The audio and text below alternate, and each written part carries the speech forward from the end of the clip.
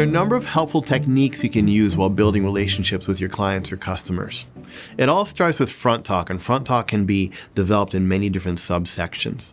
Front talk is what happens when you meet someone for the first time. You shake their hand, say, "Hi, I'm so-and-so," and "Hi, you're so-and-so, and tell me about you." "Well, my company is this," or "I got a wife and 12 kids," or what have you.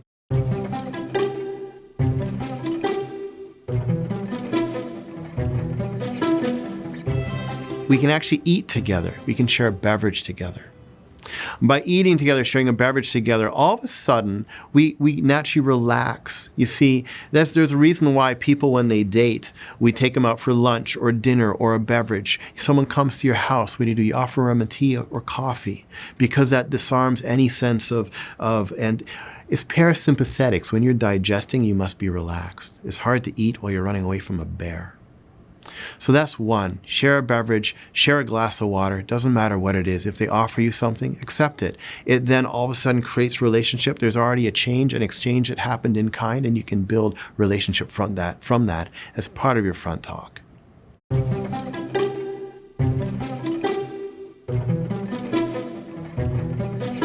You can crack a joke. It is near impossible to be upset at someone right after they made you laugh. Even if it's inappropriate, it's like, "Oh, I can't believe you made me laugh at that." Because when you laugh, there's an endorphin release. Just as when you eat, there's a natural relaxation. When you laugh, there's an endorphin release, and it feels good, and we want to share that further. It deepens a relationship. So when you're in a negotiation, not just sales, negotiation is a deep form of sales, a hostile negotiation. $1 billion corporation is buying another $1 billion corporation. They don't want to sell their shares. If you can get it to the point where the boardroom laughs at the fact that Joe's tie's off to the side and y'all share that, all of a sudden the tension can be cut. Anytime you want to cut tension, cut a joke. It's a beautiful thing.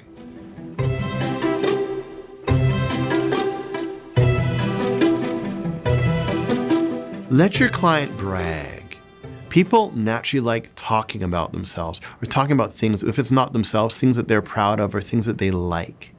For example, if someone has a pet cat, and they jump on their lap, they start petting their cat, say, "Wow, that's a really cool cat. Why'd you get that cat? I've never seen that kind of cat before. What is it? What is it about that cat that's so unique? Why did you grab it?" Because by them saying, "Well, I got it when she was a little kitten and the kitten was so cute and I like rescuing kittens," and they're telling their story, they'll naturally, by telling their story, gravitate to you because you've really shown genuine interest. You ask things that you're generally interested in, and when you speak to those things, they'll naturally like you, love you, dig in with you.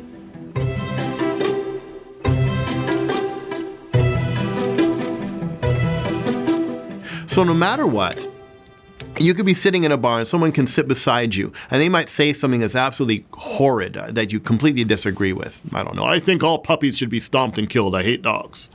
And it's like, okay, I don't like that. And before I take them to task, I might sit there long enough and they're going to say something else that I might agree with. Something like, "Well, because a Rottweiler killed my niece." It's like, whoa, that's terrible.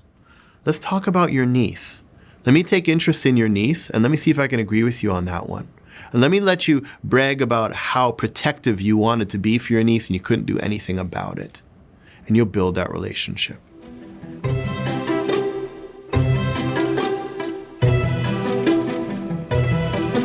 And also, of course, compliment them. Because when you compliment them, it's like, "Wow, that is really admirable that you would protect children like you want to protect children. I really admire that about you." Forgetting the fact that I don't agree with stomping puppies, I'll leave that alone. Putting these things together, you create quick relationships and ever-deepening relationships through that front talk experience. Chew gum, for example. By chewing gum, you are naturally relaxed because it's a form of eating. Dine with them. Crack jokes with them. Let them brag. Take interest in what their interests are. Compliment. All these things come together and make very, very fast relationships, very deep relationships, and a camaraderie. And from that, you can have them watch your favorite movie because the trust has been built.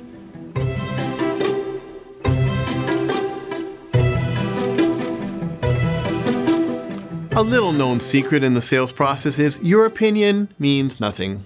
The truth is, the most important opinion is the client that you're sitting with. You walk onto my used car parking lot and say, "Hi, I'm Damian Spaulding. I'm the best salesperson you've ever met, and I have the best cars you might ever know. And I think this car will perfectly suit you." You do that before you even get to know what the customer needs. You've already lost the sale. You get an understanding of what the person needs first, and actually you can puree your opinions, your emotions, and your thoughts into that process, and you've won. So do the same thing. Say, "Welcome to my parking lot. I'm Damian Spaulding. How can I help you today?" "Well, I'm looking for a car that is able to house my children safely and can drive 0 to 60 in 2 seconds." "Wow, so you're looking for a crazy fast something that is safe." "I got it." "Well, I think that the best car for you..." No, before we get there. So there may be cars here. We got this car this way, this car that way. Which one do you think will fit you the best? And the person would be like, "You know what, that one might be the best. You know what, I think you made the right decision, and here's why." Bum, bum, bum, bum. Never lead with your opinion. By leading with your opinion, you can often cut the feet out right from under you before the process even begins. Let your client lead you through the process that they want, and you facilitate that journey together. That's how you win. And always put your opinion in later as an affirmation that they made the right decision. We're judged by the questions we ask, the quality of the questions that we ask, not by the things that we assert. Ask the right questions, you're going to come off as the expert. Then from there, you'll be able to hazard your opinion when required as a post-close, not part of the main close. We're going to get into that very soon.